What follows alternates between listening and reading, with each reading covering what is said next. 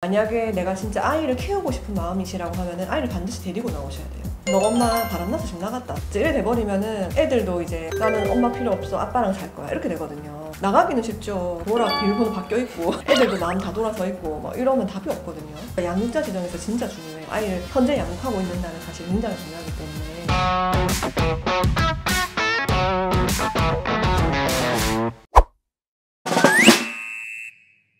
이혼 소송 중에 절대 하면 안 되는 행동들, 진짜 중요한 포인트 3가지. 제가 생각했을 때 절대 해서는 안 되는 행동은 아이를 두고 집을 나가는 거. 양육권 때문에. 네. 가끔 이런 경우가 있어요. 특히 이제 아내분들 입장에서 내가 그동안 독박 육아하면서 이렇게 힘들게 애를 키워왔는데 너는 생활비도 제대로 안 주고 오히려 바람이나 피우고 네가 아이를 키우는 것이 얼마나 힘든지 한번 직접 겪어봐라. 나 혼쭐이 나가야 된다 이러면서 아이를 이제 두고 한 달 정도 나가서 안 들어오시는 거예요. 근데 그 속마음은 진짜 아이를 안 키우겠다, 포기하겠다 이런 의미가 아니고, 그러니까 이렇게 하면 이제 좀 정신 차리겠지, 그럼 내가 소중한 걸 알겠지, 이런 취지셨지만 그렇게 됐을 때 남편분과 시댁 쪽에서는 그래 갈라서자 하면서 오히려 아이를 데리고 있다는 점을 이용해서 양육권자 지정에서도 훨씬 유리한 고지를 차지할 수 있거든요. 만약에 내가 진짜 아이를 키우고 싶은 마음이시라고 하면은 아이를 반드시 데리고 나오셔야 돼요. 소송 때문도 있지만 아이 입장에서는 집 나간 엄마가 되는 거예요. 그럼 엄청 큰 상처를 받거든요. 그리고 그 과정에서 이제 아빠가 너 엄마 바람나서 집 나갔다. 이래 돼버리면은 애들도 이제 나는 엄마 필요 없어, 아빠랑 살 거야, 이렇게 되거든요. 나가기는 쉽죠. 뭐라 비밀번호 바뀌어 있고 애들도 마음 다 돌아서 있고 뭐 이러면 답이 없거든요. 양육자 지정에서 진짜 중요해요. 아이를 현재 양육하고 있는다는 사실이 굉장히 중요하기 때문에 남편의 폭행이 두려워서 나가시더라도 아이를 데리고 이제 나가셔야 되는 거죠. 아이만 두고 나가시면 굉장히 안 좋아요.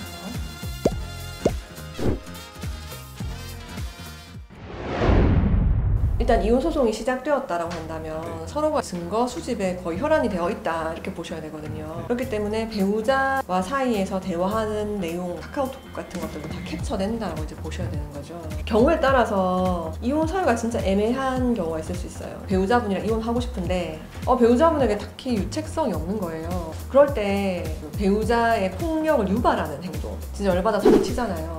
그거를 딱 이혼 사유로 잡아서 형사고소도 진행을 하고 이혼 소송도 진행을 하고 그런 식으로 해서 우린 사실 파탄에 이르렀다, 이렇게 사건을 좀 크게 만드는 방식으로 그렇게 되는 경우들이 있거든요.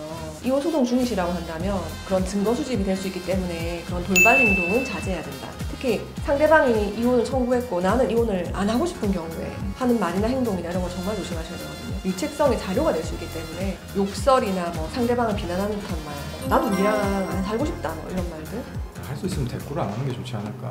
대응을 안 하는 게 차라리 안전하실 수도 있어요. 불리하게 작용이 될 수 있다 이거죠. 네네, 그렇죠. 가령 뭐 배우자분이 막 이혼을 원하고 있는 상황이에요. 남편분은 이혼을 안 하겠다라고 하면서도 통화 중에 쌍욕을 섞어서 하고, 저희 그거 녹음하고 문자 메시지 이런 걸 캡처해가지고 증거를 내가지고 승소했었거든요. 그렇기 때문에 소송 중에 하는 모든 말들, 행동들 이런 것들은 다 소송 자료로 쓸 수 있다는 점을 유의하셔야 돼요.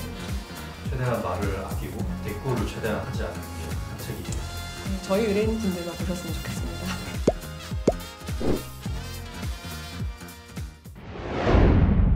그리고 형사적으로 문제될 만한 게 또 발생할 수 있잖아요. 이혼 소송을 하고 있거나 뭐 혹은 하기 전이라 하더라도 감정적으로 굉장히 격해져 있는 상태잖아요.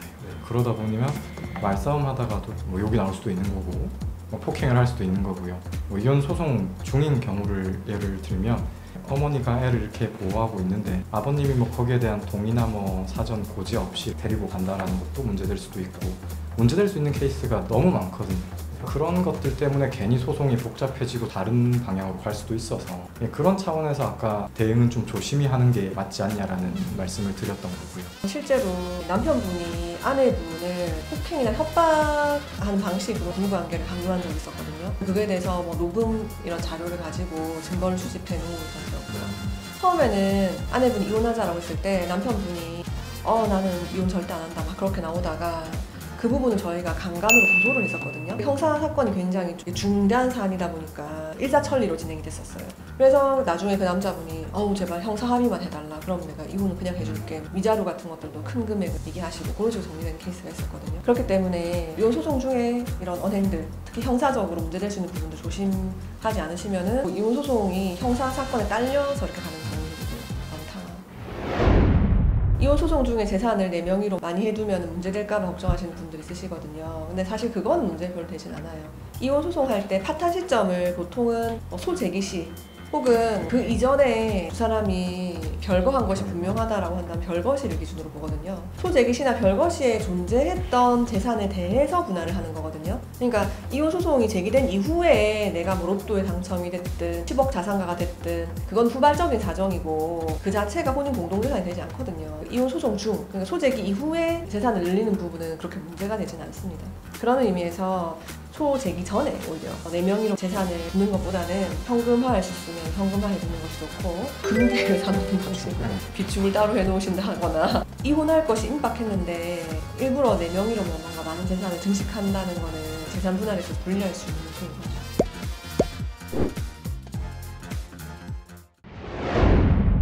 일단 대표적인 예에 대해서는 말씀드렸지만 그 사안마다 디테일하게 주의해야 될 부분이 있기 때문에 그런 부분에 대해서는 전문가와 상담하시는 것이 안전하죠. 대부분 이혼이 처음이신 분들이 많으실 거잖아요. 근데 혼자 그걸 독단적으로 자의적으로 판단하다 보면 실수가 있게 마련이거든요. 그리고 자녀와의 관계, 그다음에 배우자와의 관계에 있어서 어떻게 대처할 것인가, 그리고 재산 관련해서도 어떻게 해야 내가 손해 없이 재산 분할을 받을 수 있을지, 이런 부분들은 전문가와의 상담을 주저하지 마시고 반드시 하시기 바랍니다.